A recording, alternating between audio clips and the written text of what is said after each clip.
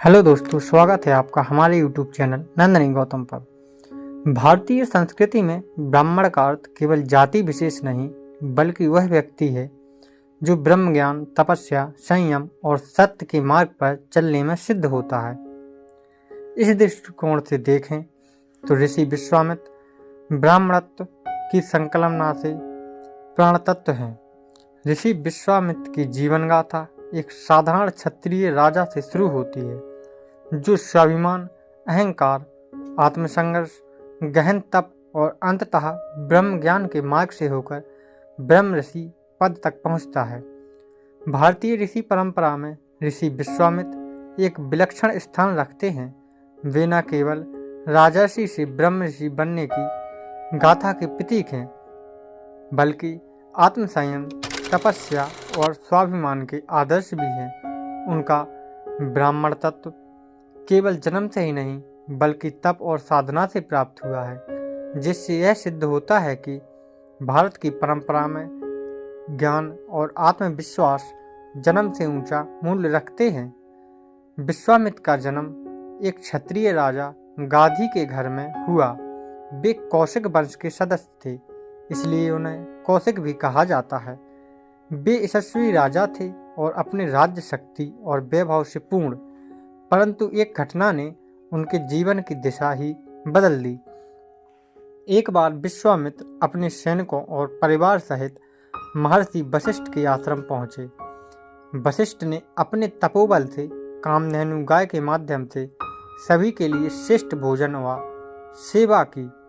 विश्वामित्र आश्चर्यचकित हुए यह देखकर कि एक ब्राह्मण मुनि केवल तपस्या के बल पर ऐसा चमत्कार कर सकता है। विश्वामित्र ने कामधेनु को लेने का आग्रह किया, लेकिन वशिष्ठ ने उसे देने से मना कर दिया। क्रोधित होकर विश्वामित्र ने बलपूर्वक गाय को छीनने का प्रयास किया, पर वशिष्ठ के तपोबल के सामने वह असफल रहे। शस्त्र बल से कोई भी ब्राह्मणत्व को नहीं छीन सकता, परंतु क्या मैं तप के बल से इसे अर्जित नहीं कर सकता? यहीं से एक राजा का हृदय तपस्वी में बदलने लगा। ऋषि विश्वामित्र की ब्राह्मणत्व की यात्रा सीधी और सुगम नहीं थी। उन्होंने राजसी जीवन, ऐश्वर्य और वैभव को त्याग कर जिस तप और साधना के मार्ग को चुना और निरंतर परीक्षा, विघ्न और आत्मसंघर्ष से भरा हुआ था। प्रारंभ में उन्होंने वन में जाकर अन्न जल त्याग कर मौन तपस्या की। उनका उद्देश्य केवल आत्मकल्याण नहीं बल्कि यह सिद्ध करना था कि तप, संयम और संकल्प के बल पर ब्राह्मण तत्व प्राप्त किया जा सकता है।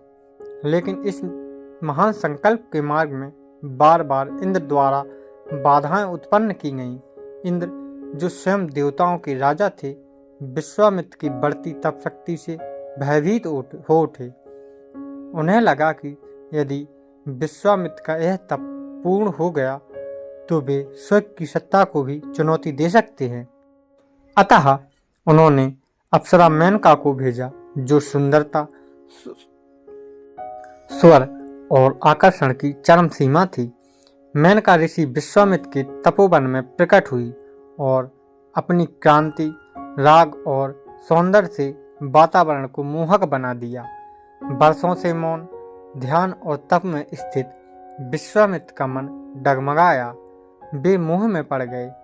मेनका से प्रेम हुआ और उन्होंने समय बिताया। उनसे एक कन्या का जन्म हुआ जिसका नाम था शकुंतला। यह कथा अभिज्ञान, शकुंतलम कालिदास काव्य और महाभारत दोनों में उल्लिखित है। विश्वामित्र का तप भंग हुआ, लेकिन यह कोई स्थायी पतन नहीं था। उन्होंने मेनका को विदा किया और अपनी पुत्री शकुंतला को कण्व ऋषि के आश्रम में छोड़ दिया ताकि वह आदर्श परिवार में पले बढ़े। इसके बाद विश्वामित्र को गंभीर आत्मबोध हुआ, मैं अभी भी वासनाओं से परे नहीं हूँ। ब्रह्म ऋषि बनने के लिए केवल तप नहीं बल्कि विकारों की शुद्धि भी आवश्यक है। यहाँ से उनकी साधना एक नए स्तर पर पहुंची, बाह्य नियंत्रण से अंतरात्मा की विजय तक। अब उन्होंने और भी कठोर तपस्या की, न केवल शरीर से बल्कि मन, वाणी और अहंकार भी नियंत्रण किया। वर्षों तक केवल वायु प्राण किया, मौन व्रत धारण किया, एक पैर पर खड़े होकर ध्यान किया, शीत, ग्रीष्म और वर्षा को सहा। इस तप के प्रभाव से उन्हें ब्रह्मा, शिव और अन्य देवताओं से दिव्यास्त्रों का ज्ञान मिला।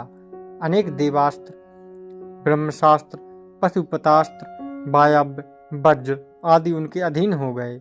वे अस्त्रों को चलाना ही नहीं, वापस लेना भी सीख गए।